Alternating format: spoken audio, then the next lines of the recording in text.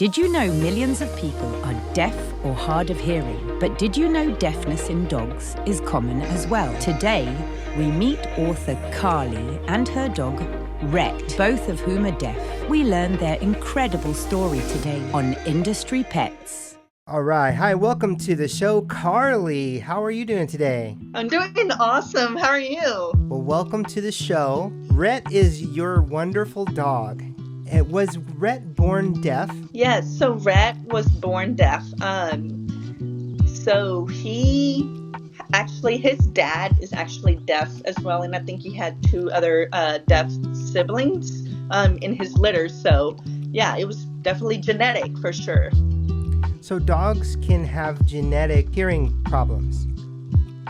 Yes, so there's a lot of deaf cattle dogs. There's a lot of them out there that are just born with that.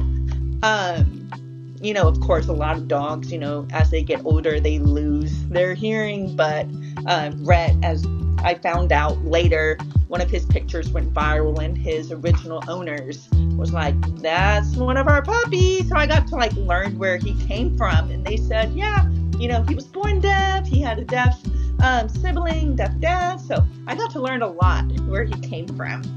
Wow. So why are cattle dogs prone to hearing problems? I should know that, but I don't. There's just, I guess, that breed, and Dalmatians, they're prone to have hearing loss. Like boxers, there's a lot of boxers that are deaf. A lot of pitties are deaf. So there's a lot of breeds that are just prone to be deaf, and I know cattle dogs are one of them. Interesting. Yeah. How did Rhett come into your life? So I was born deaf. I had a deaf ed teacher who had a deaf therapy dog. So all of us deaf students, we got to learn about deaf dogs and, how to train deaf dogs and all the things that deaf dogs are able to do. So as I, gotten older, I was like, I want a deaf dog that's just like me. And then after my first job as a deaf ed teacher, I was like, okay, I have my money, I am ready. I've taught, 1 year as a deaf ed teacher, and I knew it was time for me to adopt a deaf dog. And there's so many deaf dogs. It's literally not hard to find. So I just started looking, and a coworker overheard me, that I was looking for a deaf dog. And of course, she's sending me all these text messages of all these deaf dogs. And Rhett popped up, and I was like, oh my gosh. We were watching church online. I was like, Mom, Dad, can we meet Rhett? It's an hour and a half drive. So when I met him, we just bonded. And one of the volunteers was like, y'all are literally match made in heaven. We just bonded. And how there's some dogs that are just nervous or just but Rhett just literally just jumped up and was like, take me home, giving me kisses. So my parents were there this is a big dog, let's think about it. And I wanted to respect them because I was living with them at the time. So I literally had to convince my parents to let me adopt Rhett. So 5 days later, I drove back and adopted him, and he's been with me ever since. Oh, that's amazing. Yes. So I'm thankful. How did you choose Rhett's name? So that was his name at the shelter. I never changed it because I liked it, and it turns out that the original the breeder named him Rhett, and they never changed it. So it just stayed with him until he, made it to the shelter, and I kept it. So yeah. Now, I could actually name him 10 million different names because he can never hear me. So it's the name is I can call you Rhett, I can call you, Scott, whatever. But yeah. That's awesome. So why did Rhett end up in a shelter? So there's different stories that I've been told. The shelter just told me he was dropped off at the gate. Or maybe he was just dropped off, or like that person was at the gate, right when they were opening to, take him. And then later, about a year ago, the person who took him to the shelter actually found us on social media, and he explained his side of the story. And then the breeder explained their side of the story. So I have like 3 different stories. I don't know. And honestly, I'm like, it was meant to be that you're here with me, and he's safe. So I have lots of different sides of the story, and, and I'm okay with, I don't know what happened. So yeah. It's perfect that it happened, though. Yes, literally, just I couldn't ask for a better dog, and he's just been amazing. How many signs does Rhett know? He knows and understands about 25 signs. It used to be 30, but when you don't use it, you lose it. We've moved around so many times in Texas. Like we used to go to daycare, like a doggy daycare. I used to take him there because he had really bad, like, separation anxiety, that I just felt so bad that I, would take him to a doggy daycare. Well, I used to sign it and he understood it. Now that he hasn't been to like a doggy daycare in like 3 years, like, he'd be like, if I signed that to him, he'd be like, what are you saying? You know what I mean? So he's lost some and like learned some new ones. So I would say about like 25 to 30 signs. If you don't use it, you lose it. Literally, yes. Like when you learn a language, like if you don't use it, you kind of just start forgetting it. So it's the same thing for dogs. Wow. Are there any challenges for Rhett when he's interacting with dogs who have their hearing? So he, of course, can't hear, like, if they're growling or if there's, like, another dog coming up behind him. He does get spooked. So I'm always, and really, he's always close to me. But if he's not, so if he's close to me, I will kind of, like, tap him, be like, hey, there's another dog coming behind you. Just kind of forewarning so he knows whatever's coming behind him. If he's far away, I try to, like, wave to get his attention, like, hey, look behind you. Really, that's the most, like, kind of the challenge, because he does not like to be spooked from the behind. I mean, I don't either, so I can, like, understand that on his part. So yeah. But other than that, he's really good with other dogs, and I mean, he gets a little nervous with bigger dogs than him, but he prefers the smaller ones, so I try to be careful with that. What advice would you give someone who's considering adopting a deaf dog? Deaf dogs are no different than any other hearing dog. But knowing the background of deafness is so critical, though. Just like, how do you wake them up? Just knowing what spooks them, or like even their breed is super critical to know.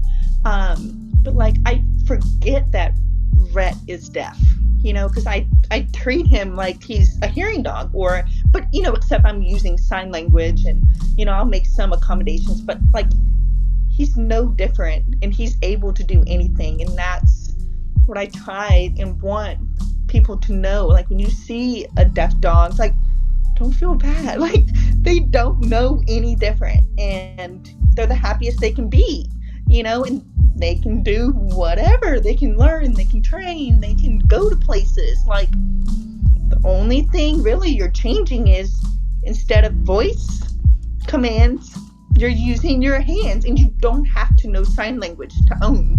People think, oh, I don't know sign language, I can't adopt. Well, no, you can make it up. Like, it's fine, like, make it up. Like, have fun with, the creativity side of that if you, don't know sign language, or learn the basics, So there's just so many resources out there. And there's so many deaf dogs that need homes that I try to, spread the awareness of that. Speaking of helping people, Rhett is a character in your book. Tell us about your book. Yes, so I'm a deaf children's book author. I don't know if you want me to show it, but it's like, this is our children's book. And my illustrator is also deaf. She lives near London. So yeah, it's written in Rhett's perspective as a deaf dog, just sharing his experience at the shelter, meeting a deaf girl, me, getting adopted, learning sign language, and just showing the world that deaf are able. So just, the fact that there's a deaf author, deaf illustrator, and deaf characters is, pretty unique. There's not many of them out there. That is amazing. How did you find your illustrator? So I was dead set. I wanted a deaf illustrator. So there's a website that has a list of, deaf illustrators, deaf filmmakers, deaf everything.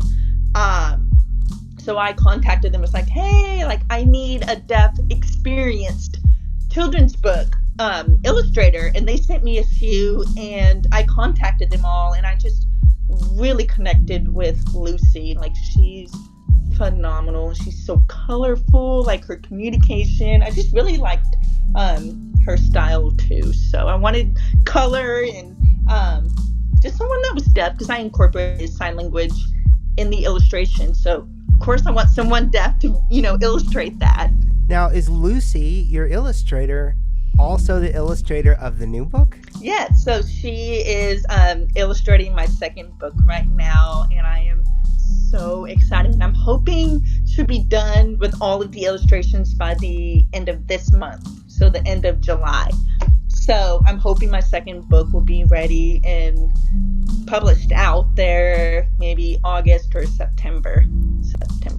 So I'm excited.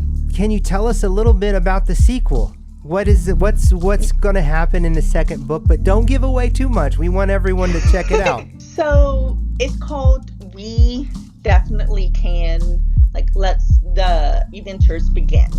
So it's just about our adventures, going to the lake, meeting friends, going to the coffee shop. And at the beginning, I showed how I wake up, which many people are like, how did deaf people wake up? So I explained at the beginning of how I wake up, and we just talk about the courage of trying new things, and with deafness and just a lot of things that we face, but it's more of the positivity side of it, so yeah, summarizing somewhat of all that without giving it away.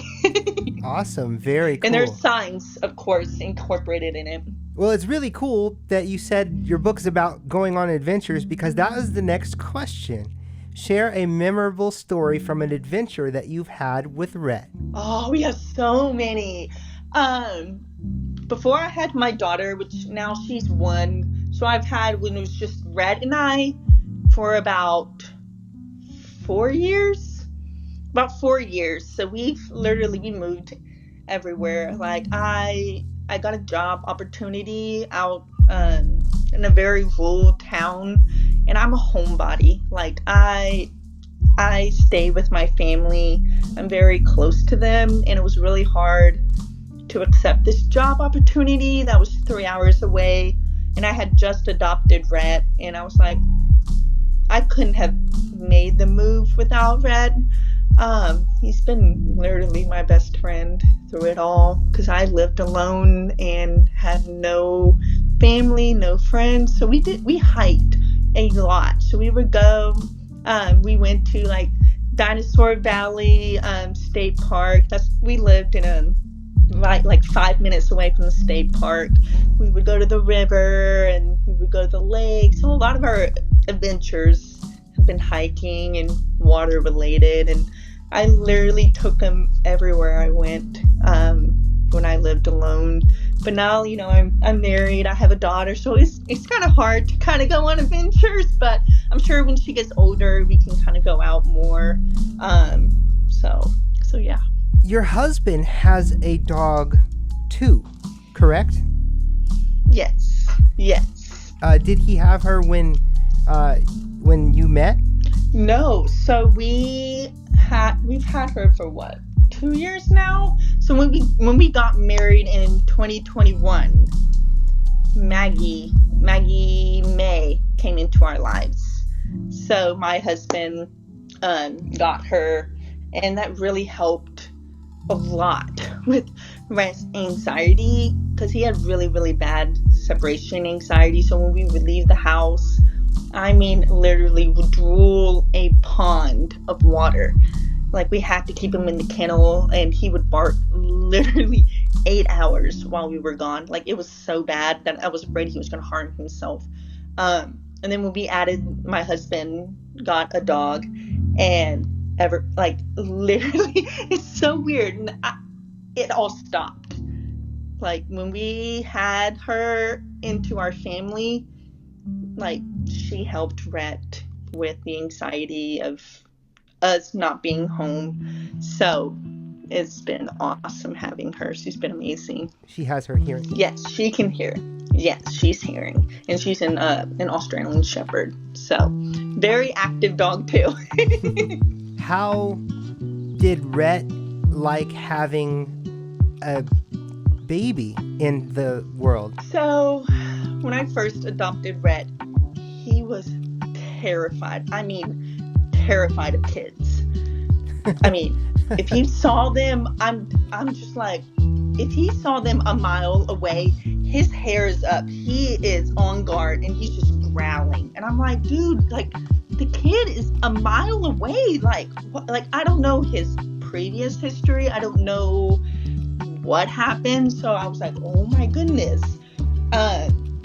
But I respected that he was scared. I mean, kids can be terrifying. So he, I gave him that space. And, after a few years, I would walk by, like, parks where there's kids playing. And I would just sit on the bench. Just let him, like, observe, like, the kids moving. And, just let him just see kids. And as I did that, he was like, okay.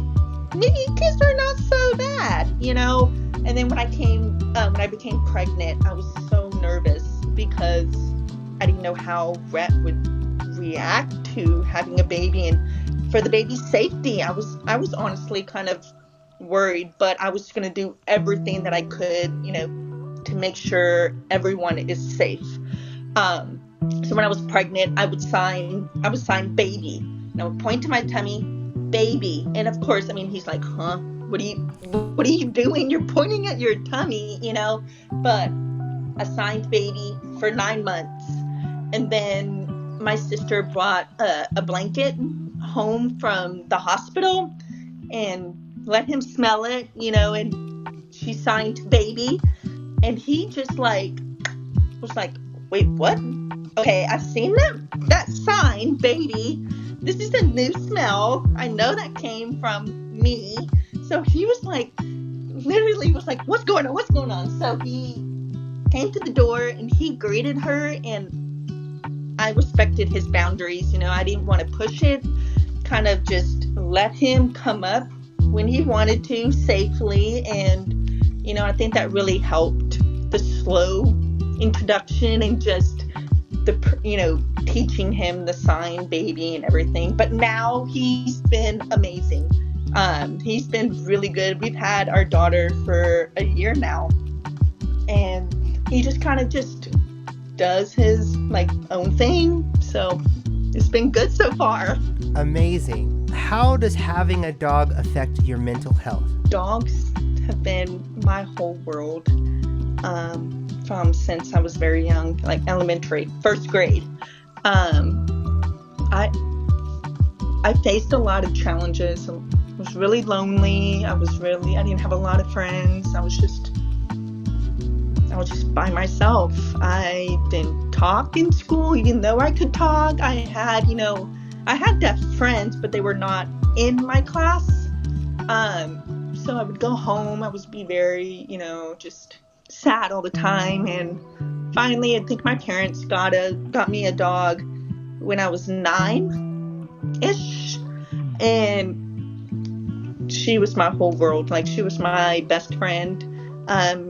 So dogs have just really helped me cope through a lot of just sadness and loneliness, and just be okay with all the challenges that I faced. And I've always had dogs. So Rhett has, helped me through, as being an adult, all of the, just new things that I've, faced, and just the journey. I couldn't have done it without my dogs in my life, so just, it really helps you, and I really think that having a dog really just is the best companion you can have.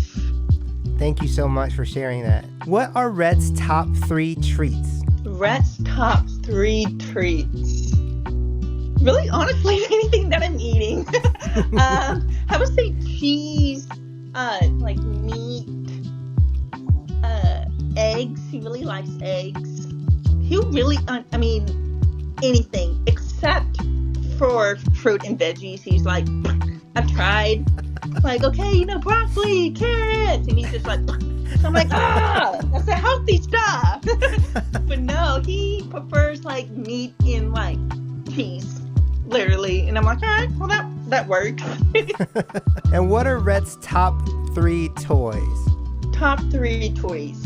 He is obsessed. Obsessed with balls. But it cannot touch the grass. So it has to be inside or on the, concrete. So I'm like, okay. So it's majority inside the house. And then we just bought him a ball that has like, I don't know what they're called. It's kind of, I don't know if it's a jolly ball,